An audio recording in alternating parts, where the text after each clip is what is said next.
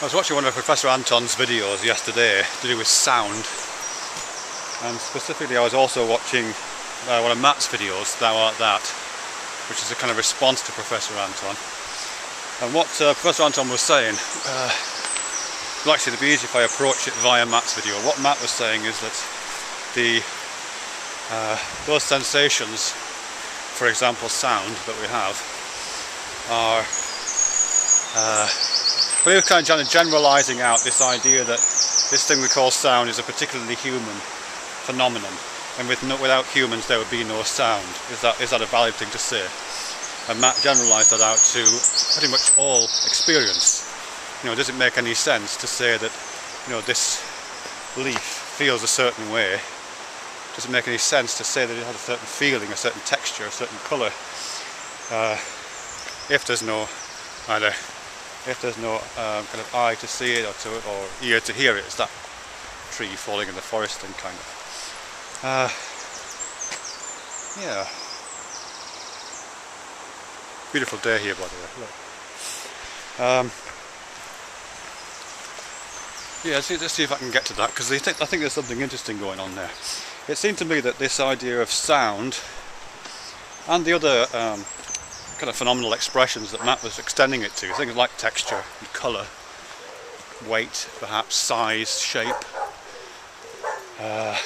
temperature, let's say, you know, all of those qualities that we have a lexicon to describe, oh God, these are the dimensions and the terminologies and the lexicon and the measures of a particular kind of measuring instrument, and that measuring instrument is the human sensory motor system, the human sensorium.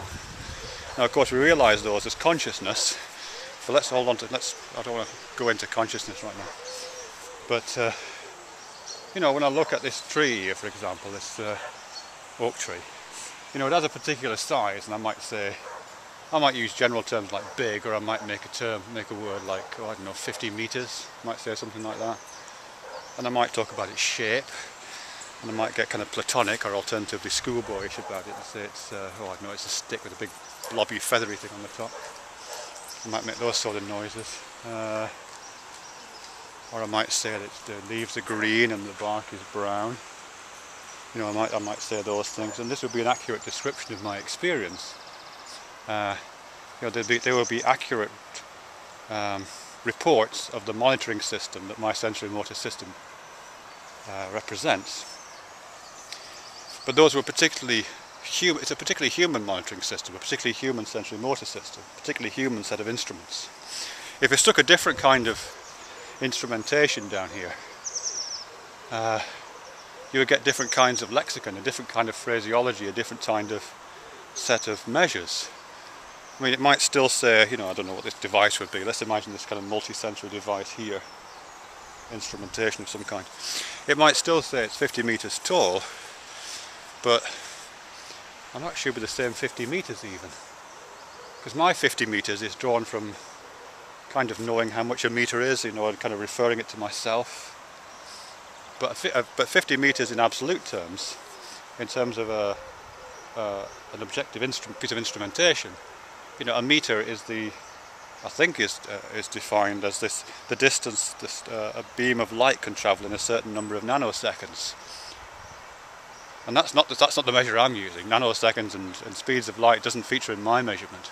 So even though the meter that I'm using and the meter that features in this instrumentation might be completely calibrated together, they're not the same. And certainly something like colour, I'm saying this is green. This instrumentation here is giving an output to do with the wavelength of reflected light. I'm talking about weight. I'm guessing it's really, really heavy or something. I'm speculating on 15 tons or something. This instrumentation, well, it isn't using terms like very, very heavy at all. That's nonsense. It's talking about mass, which is a different thing to weight. You know, I'm talking about shape, blobby, furry thing with a stick underneath it. This piece of instrumentation is describing it in terms of fractals and in terms of complex topological measures. and he's probably describing it in that term from some kind of absolute position. I'm describing it as the way I've described it because I'm standing here. If I was hovering above it, I would describe it as a different shape. If its roots are exposed, I'd be describing it as a different shape. The instrumentation is doing something different. So even though the instrumentation and this piece of silicon down here and myself, my carbon-based sensory motor system, is looking at the same object, I'm sorry, not even sure a word like looking is appropriate, is assaying the same object. The fact that it is the same object is something of a coincidence. There's an overlap in this material tree between the readings on this meter, on this instrumentation, and the readings which are being produced in my consciousness. But as I say, that overlap is somewhat coincidental, which isn't to say random, it just means it's not perfect overlap. And I suppose, just to return to Professor Anton and Matt's video, the same would go of sound. I can hear you might be able to hear it, the weir. There's a weir on the river just down here. And I can hear the sound of these birds.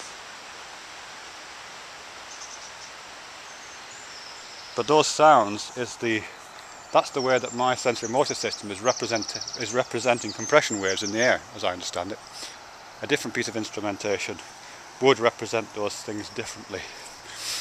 And again, whilst there will be overlap and correspondence, is perhaps a better word, correspondence is a better word, but there will be correspondence between those, and you could possibly even calibrate between those to identify the kind of reality of that sound. They're not the same thing, are they, really? Or possibly there's a third thing, or something that you can never access, I don't know.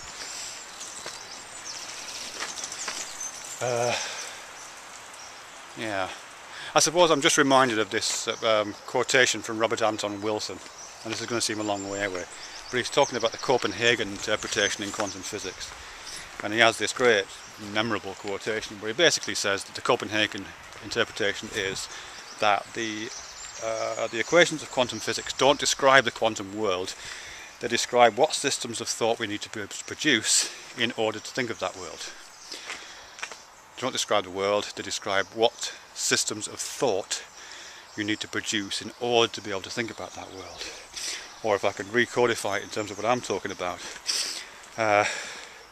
sound isn't in the world, sound is the representation that our instrumentation, our sensory motor instrumentation produces to allow us to access some physical entity in the world and to move to a different kind of instrumentation. If I was going to use an oscilloscope or something like that, the waveform on an oscilloscope isn't the wave which represented the same physical source which we would regard as sound. The waveform on an oscilloscope isn't the physical world, it's the representation that the oscilloscope needs to create in order to represent the physical world. And the fact that my hearing of a sound and the waveform in the oscilloscope correspond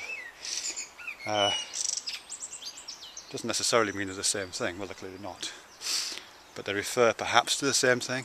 Maybe they do, maybe they don't. Anyway, beautiful day.